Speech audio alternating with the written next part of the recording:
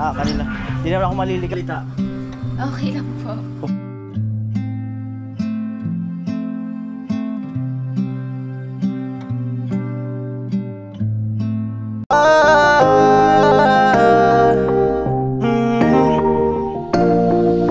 Kung sa pagtulong ng usapan ko, yan ulit sa kalam. Yo! Yung mga kanoli, magandang araw po muli sa inyong lahat. At ayan no, salamat sa mga sumusuporta no, habang nandito yung mga vlog ko sa bahay no, dito sa Bulacan. At syempre ay antay lang po kayo no sa pagbabalik sa Bicol dahil sa ano, kumbaga may mga tinatapos lang ako rito at may mga ginagawa at may inaantay din po ako mga kanoli. At saan ho ba ang lakad ko ngayon? Ayan. So papunta po tayo doon kay Tourism Girl.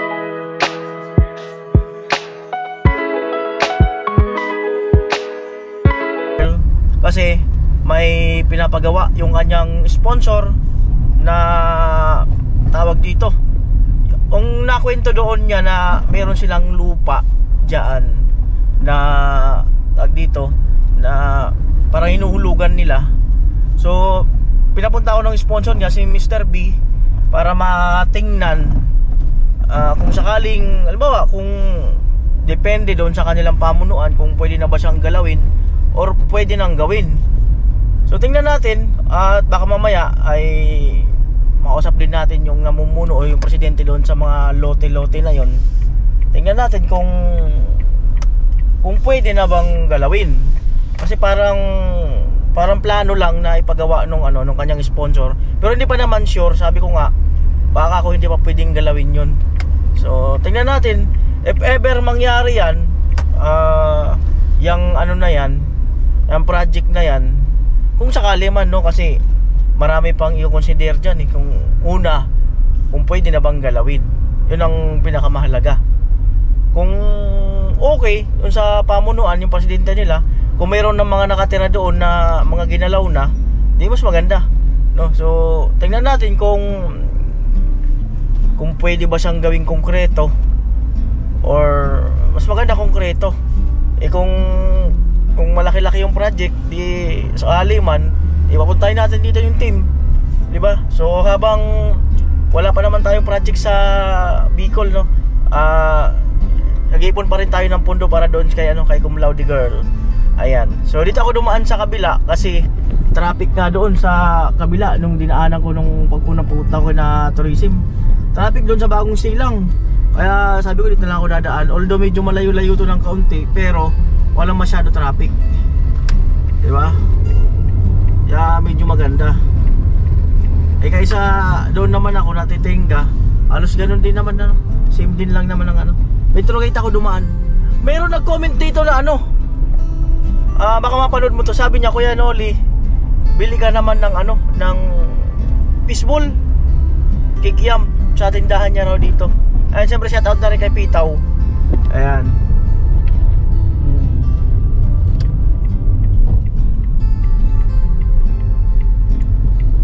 Yan na po. Alright, dyan kanan.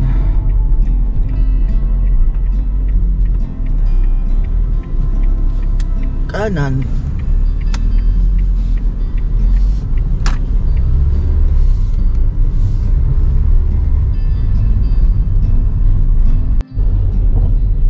Shout out sa'yo Pitaw.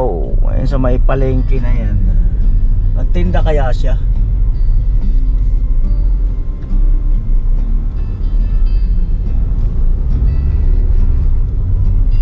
Si Pitaw. Yan si Pitaw. Shout out sa'yo Pitaw. Dun.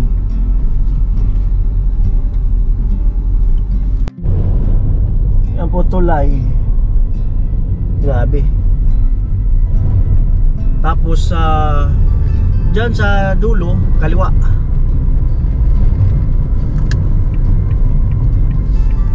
Checkpoint pala dito pag gabi. Kaliwa.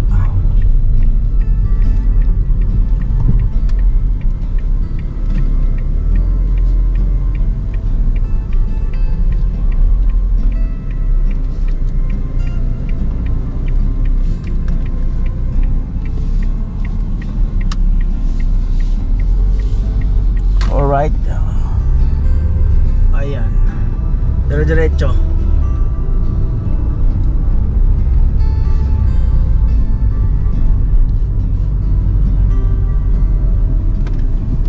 Diba, yun ang kagandahan, walang traffic. Dami nagtitinda sa gilid-gilid ah. Oh. Bahay pare. May kawayan.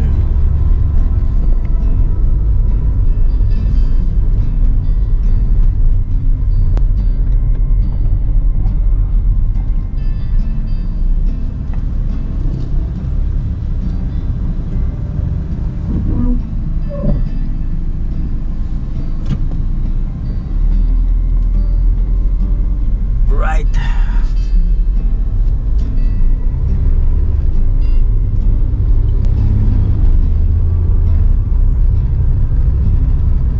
Marami rin sumusurkat dito.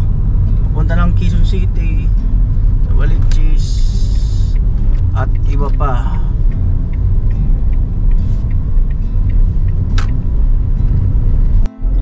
Ayun na po, Caloocan. Ayan, Camarin, diretso Llano Road, Caloocan, kanan. Ayan, papunta kayo na ka-business yan. Madam.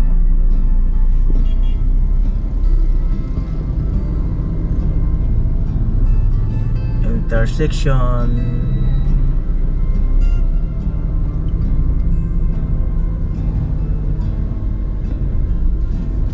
Alright.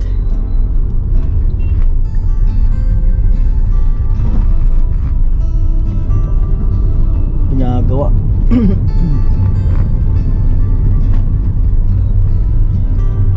Tracking ah. Kami. Pinakargaan siguro ng lupa.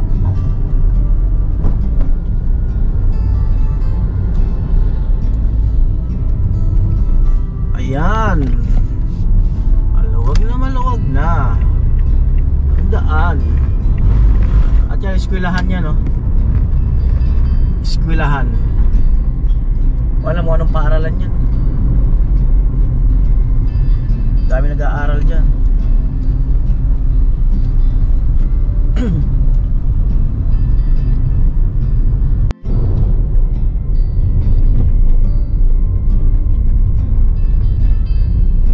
Ayan, at sa dulo, kaliwa, may memorial yan. Lakas ang toda rito. Talagang. Ayan, so tayo dumaan sa kabila. Pwede naman dumiretso doon, to Novaliches. Kaya lang traffic na doon. Traffic pa Novaliches. Pagdating sa bayan, kaliwa. Tapos SM, Fairview. Pwede doon. Kailangan ng traffic. Alright, ayan na.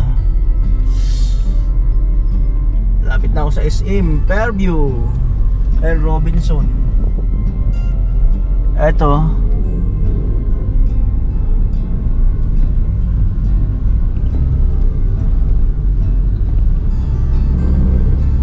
Terraces, Fairview.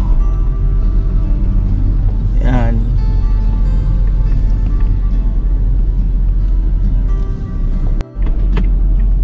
Ano po, SM Fairview.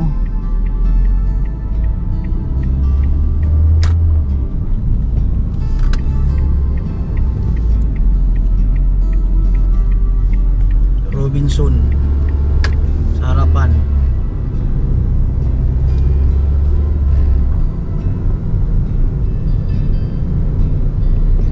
Pag diniretso mo yan, Novaliches yan. Pag diyan ka sa gitna.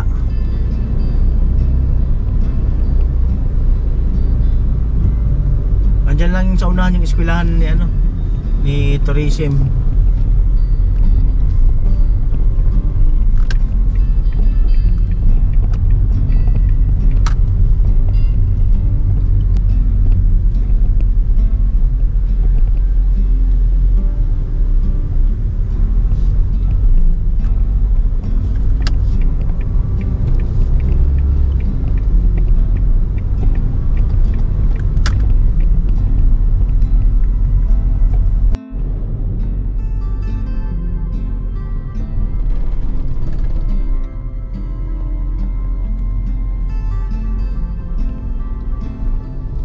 Time check 10:05. 11:05. 11:05 na.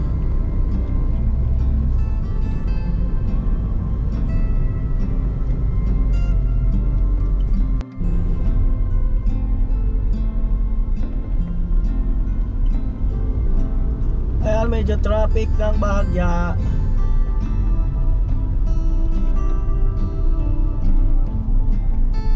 Ito, pag diretso to, going to Batasan, pwede rin papuntang Maynila.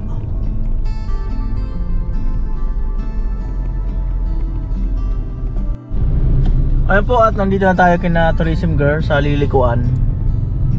Ayan, kakanan.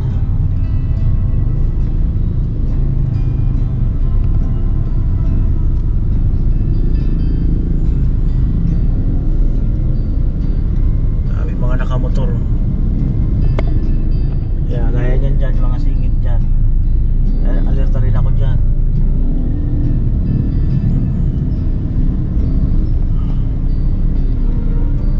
Yung sumisingit din dito.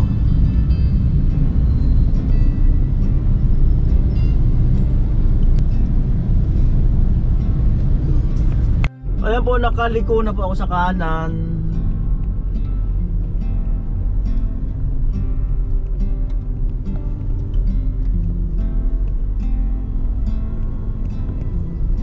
Diretso lang.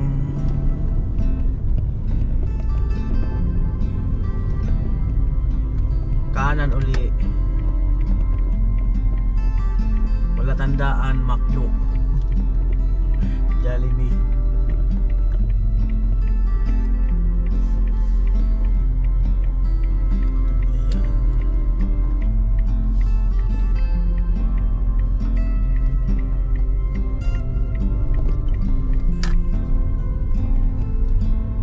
Ayan po, eto 25 minutes bago mag alas 12. At yan, naghanap muna ako 7-Eleven. Ayan, wala akong tubig, medyo nauhaw. So malapit na po tayo dito kina Tourism, isang kanto na lang. At ayun mga kaano, dito na tayo kina Tourism. 8 minutes bago mag alas 12. Tirik ng araw. Tirik na ang araw. Dito siya kanina eh. Magkasama ka? Hindi ka namin sexy eh. Ano, wala, bumalik. Doon sa harap. Bumalik si Tourism. Antayin natin.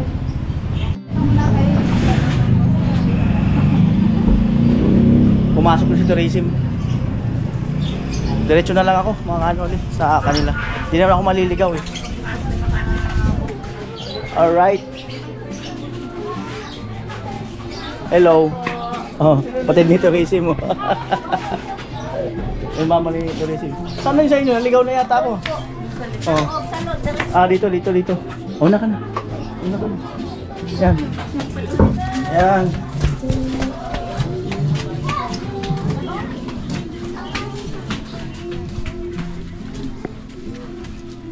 Alright.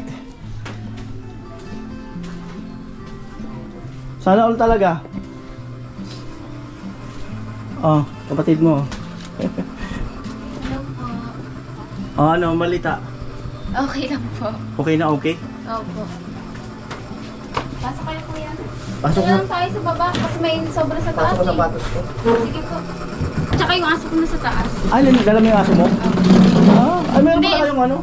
Ako po dyan, nag-ano ako nag-nails. Hindi, itong ano, yan o. Tawag di, akala ko makina eh. Yung patahian. Hindi po. Pang ano siya, pang nails. Oh, yun. Kapatid ni Tourism. Kawig mo to ah. Ang girlfriend niya, kawig mo. Hindi naman po. Kawig kayo. Yung kapatid niya, Papings, di ba? Ito yung papa mo. Opo. Ito. Si mama, nung dalaga siya. Naglaki ka pala kay mama mo. Ito. Ako po, nung senior high. Ay, ikaw yan? Aso. Hello po. Mama ni Teresim. Ano? Kakauwi mo lang? Opo, galing po ako sa kapatid ko. Kapatid mo? Opo. Kamusta yung lakad mo kahapon? Okay naman po. Nakapagpasa-pasa. Nagpasa-pasa lang po ako eh. Saan kayo nagpasa ng ano, requirement? Hindi naman po siya requirement. Ano? Resume lang siya. Saan? Sa mga hotel sa Manila. Pero ang tinry sana namin na puntahan is sa sa North. Sa SM North. Manila. Hotel sa mga Manila? Opo. Ano sabi? Hindi, wala pa naman po interview yun eh. Nagpasa-pasa lang kami. Para if ever man na kailangan nila, may kukontakin po sila. Para maano po yung info. Parang magandang ngiti mo. Kulang nga po sa tulog. Puyat. Opo. Ba't ano sakit ng aso niya? Nagtais po kahapon. Eh, pumapasok po yung kapatid. Buti na dala mo dito. Ano siya? Hindi, iba po yan. Ay, iba yan? Yung aso ko po yan, dito na sa bahay. Oo. Yung nakikita niyo po dati. Oo. Yung isa po namin, yung aso ng kapatid ko nandun sa kanila. Ay, nandun. Opo. Anong oras ka dumating?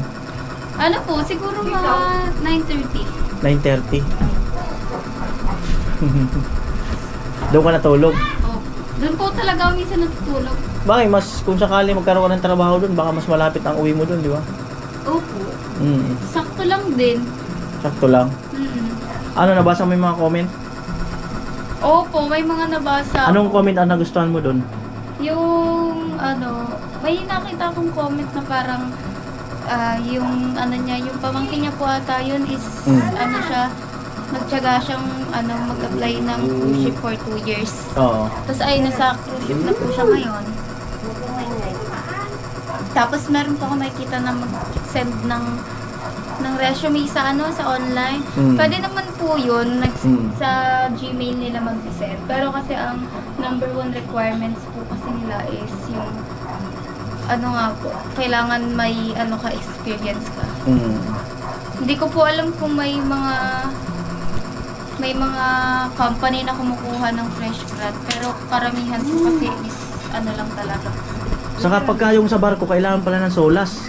Opo, Solas. Kailangan mag-solas ka, tapos seaman's book. Mga requirements na pwede mong kuhain. Ilang kaya yun? Ilang Ang araw na pag nag-training ng ganun? 9 days, 9 to 10 days, pero stay ka po doon. Stay pala doon? Opo. Para, ang karamihan po kasi na training center is Manila or Cavite. May ka-batchmate mo yung yung kasama mo nag-a-apply? Opo, mga klase ko lang din. Ano na pag-uusapan nyo habang nag-a-apply kayo?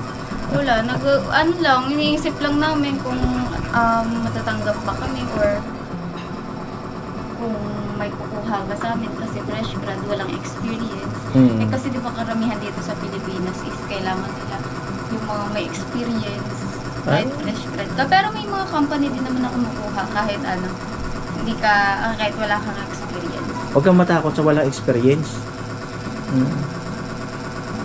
Ayun po kasi iba nilang requirements eh. Dapat pala, unang experience bago mag-aral.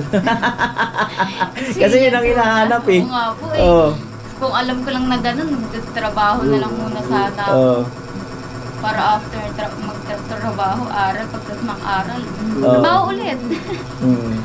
Trabaho lang, trabaho. Hanggang sa Ito kuya, ayan yung business ko na pagka ito. Nag-nails ako. Yan, mga ko? Yung extension po ng kuko ng mga babae. Saan ko sa likod. Yan daw. Mamili kayo ng kulay. Yan Ito to? Itong machine na yan, yan? Ano po yan, pangpatuyo ng parang cutics. Yung cutics po kasi niyan, hindi may siya, blower? hindi po siya blower, para UV light. Ang dami Opo. ang dami. Kompleto na si Tracy mo. Para if ever man na pag naglalagay, para siyang cutics, pero yung cutics niya is hindi siya agad natatanggal. Ayos pala. Opo. Ito to? Ilaw. Ano po yan, pinili ko yan sa ukay-ukay. May Ito? kwento po kasi yan. Anong Opo. kwento niyan? Ano siya, ito sa IKEA ba yan? Oo. IKEA siya. Anong kwento? Eh, sa ukay-ukay po, di ba, mga ano lang, mga bargain lang. Akala ko, UV light.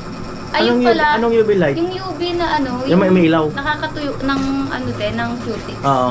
Ng ano, Mm. ng soft gel. Ayun pala, ilaw lang. Ah, may ilaw to. Opo, ilaw lang siya na dilaw or white po ata. Pero nagagamit mo. Oh, hindi. Ito may ilaw man. Oh, kailangan po kasi talaga malinaw eh. Oh, Pag lalagay ka. Pati sa eyelash mo, kailangan din malinaw yung ano mo para kita mo Maliwanag. lahat ng opo. Kita mo lahat ng details. saan nilalagay yung eyelash? Oh, wala dito. Para pag ganun na yung kulay mo. Ah, yung nail, saan nilalagay? Extension. Sa ko. Paano kung sa paa? Meron din naman po Ah, siya meron sa din? paa. Opo. Pero hindi pa ako nakakabili ng ganun. Kukulay ng buhok, nagkukulay ka? Ay, hindi po. Ah, malapit mo na matutunan niya. Oo nga. Oo. Ay, yung bala kong susunod na ano, i-master. Yung kulay-kulay ng Kulay-kulay ng diba? buhok. Ganun. Para kasama ng package ng ano, kuko. Parang salon na. Gawin ko na tong salon bahay. Umulan ba dito? Ngayon po, hindi. Ang init na po eh, sobra. Oh. Presko Ewan ko naman eh. kanina. Dito po sa baba, presko. Pero pag nandun ka sa taas, sobrang init. Oh. Magkano nagiging bill nyo ng kuryente dito? Ano po, nasa 800. Oh, mahal din yun. 1,000. Mahal din pala. Hindi po kasi sa amin yung... Tapos electric pan yung May electric fan po kami sa ano, sa taas na ano. Tapos 800, no? Oh. Bagay yung 800, di mo naman di ka mahanginan nun eh. Ito yung ano, yung nakasanglaki na tourism, no? Sanla tira. Buti di kayo sinasabihin na kukunin na to. Hindi naman. Wala pa naman kung ano. Hindi pa naman po nagsisimula. At ayun mga kanoli, nung isang araw, kasi si Mr. B nagpadala sa akin, no? Bali, nag-send, sabi ni Mr. B, padala ko raw sa Gcash ni Tourism Girl. Bali, nagpadala kahapon ng 5,000. Apo. Na-claim mo na. Opo. Ah. Thank you, Mr. B. Diba? Thank you so much po. So, yun ang pinadala ni Mr. B kasi daw baka magamit-gamit niya ni Tourism. Anong plano mo sa graduation mo? Dito sa bahay nyo? Hindi ko po alam eh. Wala po at hindi ko po alam kasi mag-a-ashred pa po kasi kami. Hindi ka makakauwi dito pagkatapos Hindi pa ng po graduation? agad. Oh. Kinabukasan ka pa makauwi? Hindi pa. Siguro po, di ba, graduation susunod na araw. Susunod na araw pa po. Makakauwi dito? Opo. Wala, grabe. Kasi mag-i-stay po kasi kami doon eh. May pag-i-stayan kami. Kasi lahat ng mga teacher ng mga mag-a-ashred, pati yung mga mag-flag na inaano doon po para hindi po nagmamadali pag po malayo po kasi. Ano ibig sabihin ng mag-i-stay? Hindi nga lang. Ano ka lang, mag-stay ka, hindi mo Tagalog eh, no? Oo. Mag-ano ka lang sa isang lugar, steady. Ano ba Tagalog ng stay? Ano ba Tagalog ng stay? Stay? Tagalog ng Nananatili. stay. Nananatili. Oh, Nananatili. stay. Nananatili ka lang doon. Wala, akulitan ko lang yun. Tapos mag-i-stay kayo doon, tapos Opo. kinabukasan pa kayo makauwi. Opo. Oh, grabe. Ganun po. Grabe naman yun. Sayang naman yung moment na yung ano ba yung espiritu ng graduation nyo. Yung makakauwi ka kaagad. O, di ba? Ayun po kasi kami, parang hindi naman po kami sa pilitan, parang kung sino lang yung- Voluntary. Opo. Oo. Kasama din po yung iba kong class. Mm. Kaya, umano na po ako. Oo. Mali na. Ayan, dito. Dito. Ayan. So, mag-i-stay nga kayo, no? Opo. Ano nga ang uling sabihin mag-i-stay? Mananatili. Mananatili sa? Sa tabi. Sa tabi lang. Sa tabi. Sa tabi lang. Kantayin ni Moira. Ni? Moira. Oh. Ano yun? Ano? Ano kuya? Kanta ni Moira yun. Ano yun? Dito ka lang. Sa puso. Ay, ito ba niya Moira? Oo. Ay, hindi ko alam eh. Oo, kanta niya yun. Oh, di ba? Wait lang kuya, baka makinita. Hindi, okay lang. Siyempre, ano maingay electric? Okay lang. Okay lang. Ano? Baka may kikwento ka pa. Hindi na po ako kumakain dito, doon na po ako kailangan. Kaya yung mga... Anong gina mama? Nandun sa ano. Sa isang bahay, sa isang lupa. Doon na po siya nakatira. Ay, dito sino? Kaya ni Kuya, ni Utol mo. Doon siya tumitira para at least hindi makuha ng iba. Opo, may bantay. Para may bantay. At abangan nyo, bibisitahin namin yung lupa nila tourism doon na kung ano yung makikita natin doon. At ayan. Mayroon palang ano rito. May pinapabigay si Mr. B. Baka magamit mo sa after graduation mo, 3,000. Ay, Ayan. thank you po. Galing kay Mr. B. Thank you po, Mr. B. Thank you so much po. At least po kahit pa paano yung mga pamasahe. Thank you po. Thank you so much. Dapat pala, pag may makita kang jeep, ibigay mo na agad 1,000. Sabi mo, pamasahe ko na ito, isasakay ako. Isang bigayan na lang. Oo. Kaya lang. Baka makita pa kita sa susunod na. Yan Hindi na na lang. ako magbabayad. Ito na. Buong ano na yan, buong taon. Buong taon. Di ba? Malayo dito yung bahay nyo na, no? Malayo dito. Yung ano. Isang bahay. Hindi po. Andyan lang sa kabila. So, ayan mga kanuli, no? Hanggang dito na po ang vlog na ito. At punta kami doon sa kabilang bahay nila. Ayan. So, tingnan natin kung ano ang makikita natin doon.